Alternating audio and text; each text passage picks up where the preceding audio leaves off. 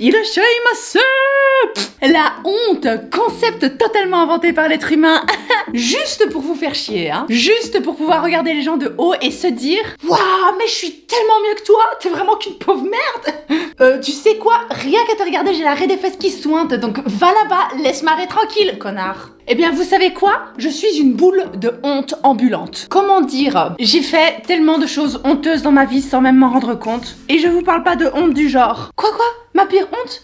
Ah mais c'est trop la honte, je peux pas te le dire. En fait, c'est quand j'ai été en pyjama à l'école.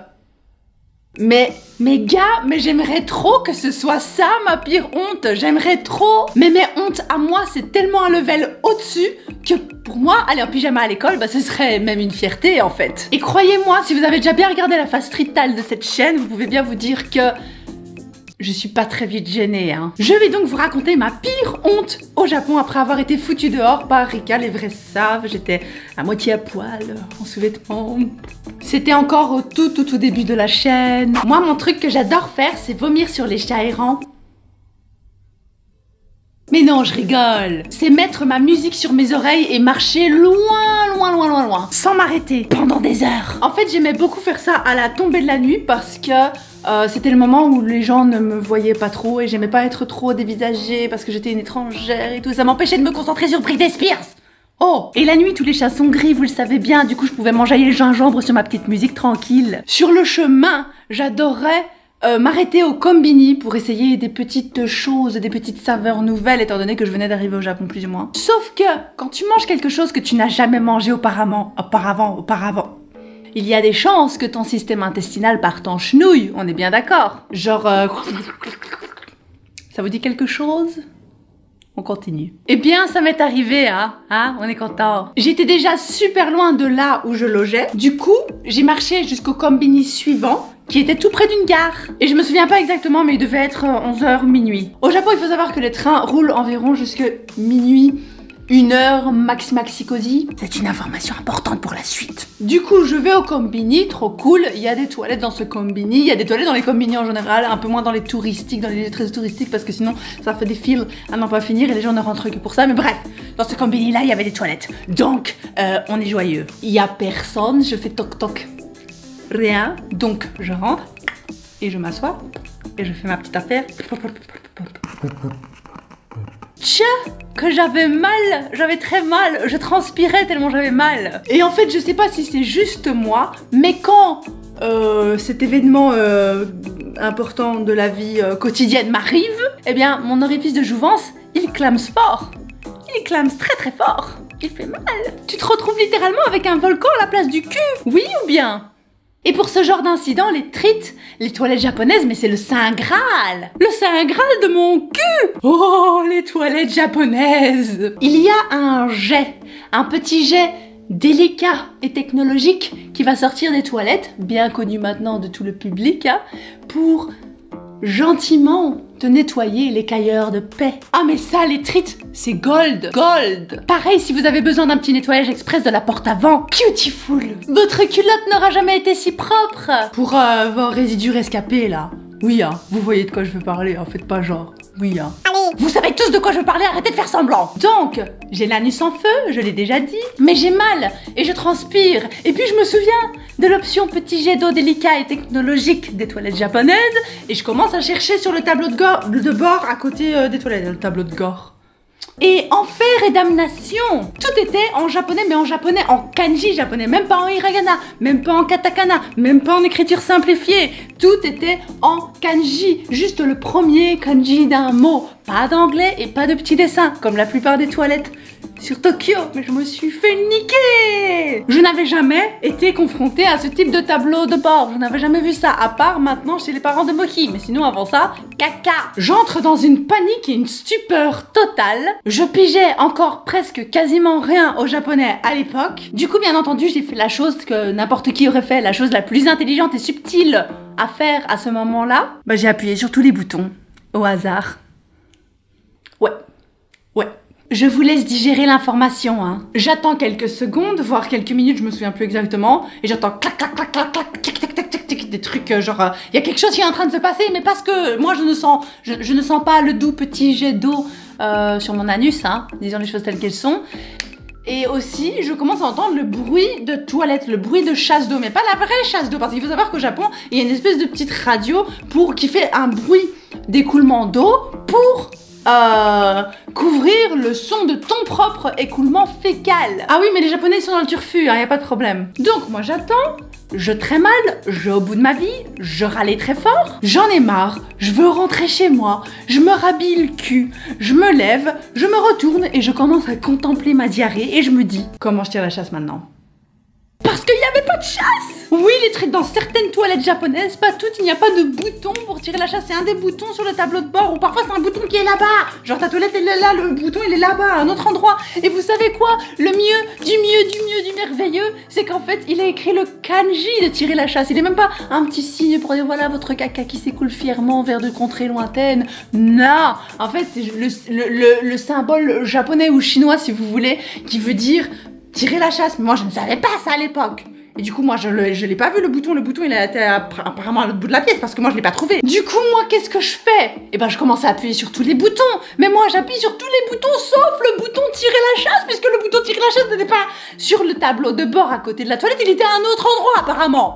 Ça ne fonctionne pas. J'en déduis que j'ai pété la toilette, je suis au bout de ma vie, je suis en train de paniquer très fort. J'ai des sueurs froides, je me regarde dans le miroir et je commence à me rincer, me rafraîchir un petit peu. Jusqu'à ce que je me rende compte qu'il pleut. Je suis comme ça en train de me faire une faciale sur le visage. Enfin une faciale c'est sur le visage tu vas me dire, mais bon c'est pas vraiment la même chose. Et je commence à sentir des petites gouttes de pluie. Je me dis merde, je sais pas comment, je sais pas pourquoi, mais apparemment il y a une alarme incendie qui a été déclenchée, j'entends rien. Écoutez, je suis dans les toilettes, peut-être que c'est un truc à l'extérieur, peut-être qu'il s'est passé quelque chose. Je regarde au plafond, je vois pas qu'il y a de petits trucs au plafond, vous savez les petits trucs d'incendie, je les vois pas, je suis comme ça, je le vois pas. Mais qu'est-ce que je vois par contre? Je vois que l'eau, elle part d'une direction qui m'était inconnue, donc l'évier était là, la toilette était là, le tableau de bord était là, vous ne voyez pas ce que je fais mais c'est pas grave. Et je vois et je suis de mes yeux, je suis le jet et je fais comme ça et j'arrive dans la toilette. Dans la toilette. Le jet était sorti. Il était en train de me pisser dessus. C'était le jet d'eau qui était destiné à mon trou du cul qui était en train de me pisser dessus. Je me mets à paniquer encore plus. Je ne voulais plus toucher à rien. Et le pire, c'est que dans certaines toilettes, le jet s'arrête automatiquement. Dans certaines toilettes sur le tableau de bord, il y a un bouton comme sur les vieux caméscopes là, ou comme n'importe quoi, tu sais, le carré là, que t'appuies et que tu sais que ça va s'arrêter. Eh ben non, y a rien, pas cette toilette là, comme par hasard. C'était un bouton avec le signe japonais, le signe chinois d'arrêter le truc là, avec les petites barres là. Oh. Je savais pas lire. J'avais envie de pleurer, j'étais au bout de ma vie, j'étais trempée. Je me suis mise dans un coin de la toilette où l'eau n'arrivait pas, donc ça, je pense que ça arrivait par là, l'évier était là et en fait ça touchait pas trop si je me mettais du côté de la porte qui était en fait derrière moi et j'étais comme ça. J'avais des petites gouttes qui me tombaient sur le visage, je pense, à ce moment-là. Je voulais sortir, mais j'osais pas et j'étais prête à appeler la police, à appeler les pompiers, le SAMU, appeler 911.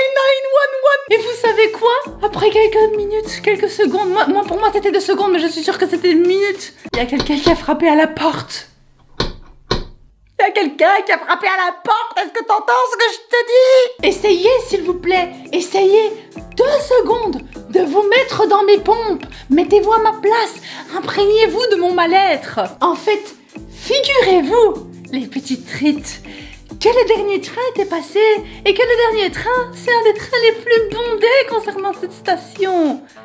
Du coup, ça voulait dire que le combini était plein de monde. Plein. Ça voulait dire qu'il y avait peut-être plein de gens qui faisaient la file derrière la toilette. Chouette. Du coup, qu'est-ce que j'ai fait? Essayez de deviner un petit peu, parce que vous avez bien vu que je n'ai que des idées incroyables depuis le début de cette vidéo. Je suis une personne très très efficace quand elle est sous le stress. J'ai pris, écoute bien petite trite, j'ai pris le papier toilette et j'ai commencé à le tirer et à le mettre par terre pour, tu sais, prendre l'eau quoi. Tu sais, c'est... Je sais même pas pourquoi j'ai fait ça. Je sais même pas à quel moment je me suis dit que c'était une bonne idée. J'en ai foutu partout. Le papier a commencé à se décomposer. Il continue de pleuvoir dans la toilette. Et le jet n'allait pas s'arrêter de toute façon, donc ça servait à rien que je mette du papier toilette sur le sol. Ça ne servait à rien. Je ne sais même pas pourquoi j'ai fait ça. Je me suis retrouvée à minuit et demi, 1h du matin, par terre, à quatre pattes, dans les toilettes, avec ma diarrhée dans le pot, à essayer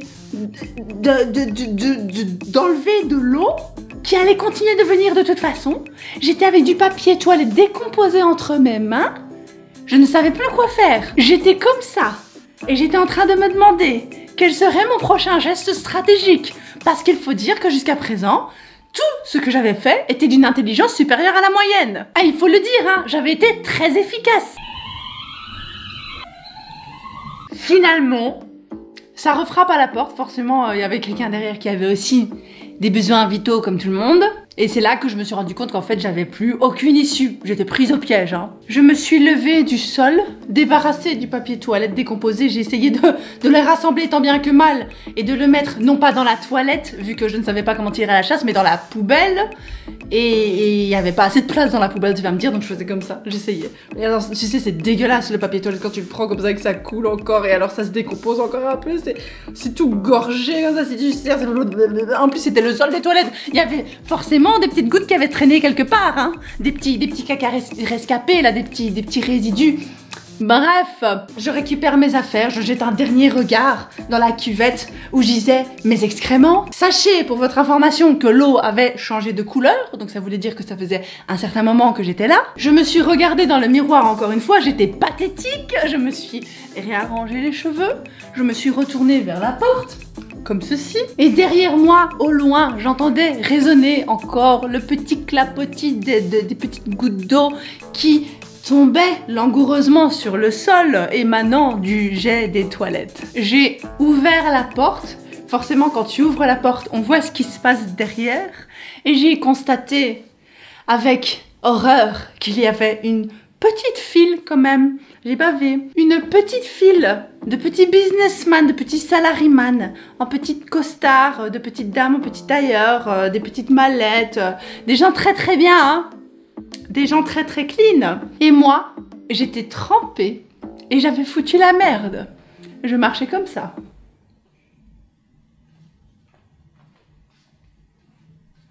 Je me suis dirigée vers la personne du combini qui était là. Je ne sais pas si c'était le vendeur ou le responsable ou le manager, je ne sais pas.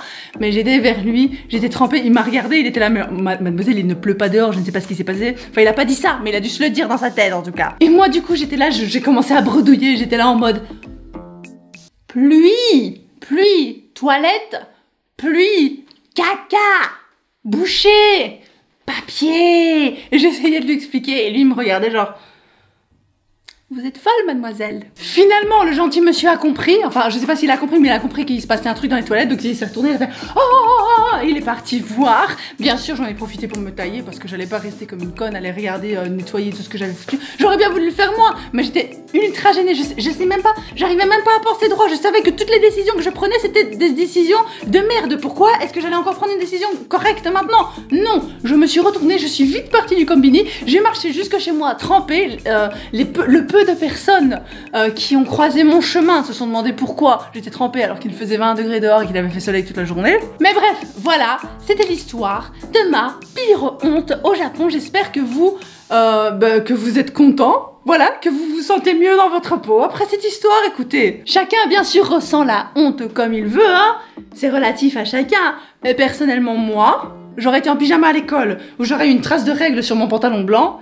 J'aurais été fière, hein. Déjà, je suis une femme, et en plus de ça, moi, je suis une thug parce que je vais en pyjama quand même, à l'école. Hein? Sur ce, Otsukare-sama, je vous kiffe la trite et je vous fais de gros bisous.